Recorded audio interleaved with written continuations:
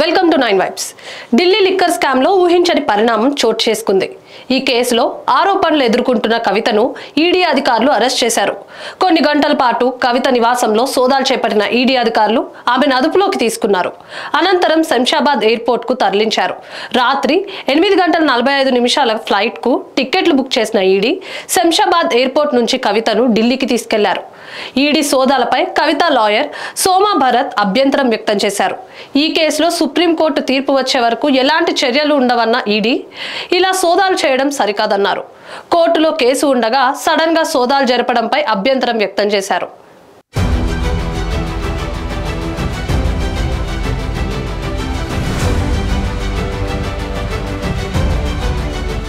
Delhi liquor case తీవ్ర సంచలనం రేపుతోంది.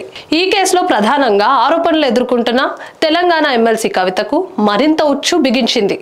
శుక్రవారం హైదరాబాద్ కు ఢిల్లీ నుంచి వచ్చిన ఎన్ఫోర్స్మెంట్ అధికారులు కవిత ఇంట్లో సోదాలు నిర్వహించి సాయంత్రం కవితను అరెస్ట్ చేశారు. అరెస్ట్ పై కవిత ఇంటి వద్ద కార్యకర్తలు ఆందోళనకు దిగారు. అయితే కవితను అరెస్ట్ చేయడంపై పొలిటికల్ లీడర్స్ పలు రకాల రియాక్షన్ ఇస్తున్నారు. కవితకు సంబంధించిన కేసు అంశం సుప్రీంకోర్టులో ఉండగా ఆమెను అరెస్ట్ చేయడం అన్యాయం అన్నారు బీఆర్ఎస్ ఎమ్మెల్యే ప్రశాంత్ రెడ్డి.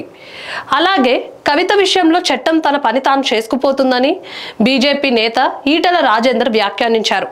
అలాగే ఈ అంశానికి బీజేపీతో ఎలాంటి సంబంధం లేదని కేంద్ర మంత్రి కిషన్ రెడ్డి వ్యాఖ్యానించారు.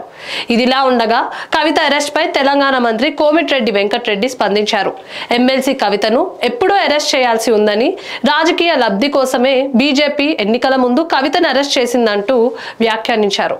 ఇంతకాలం కవితను బీజేపీ ఎందుకు అరెస్ట్ చేయలేదని ప్రశ్నించారు. కవిత అరెస్టుతో ప్రభుత్వ వ్యతిరేక ఓటుతో రాష్ట్రంలో 3-4 స్థానాలను గెలవచ్చని బీజేపీ ఆశపడుతుందని, బీజేపీ బీఆర్ఎస్ మ్యాచ్ ఫిక్సింగ్, గల్లీల కొట్లాట, ఢిల్లీలో దోస్తీ అంటూ కోమటిరెడ్డి వ్యాఖ్యానించారు. లక్షల కోట్ల అవినీతికి పాల్పడిన కేసీఆర్ కుటుంబాన్ని అరెస్ట్ చేయాలని కాంగ్రెస్ చెబుతుందన్నారు. ఇలాంటి మరిన్ని అప్డేట్స్ కోసం స్టే ట్యూన్ టు 9 వైబ్స్.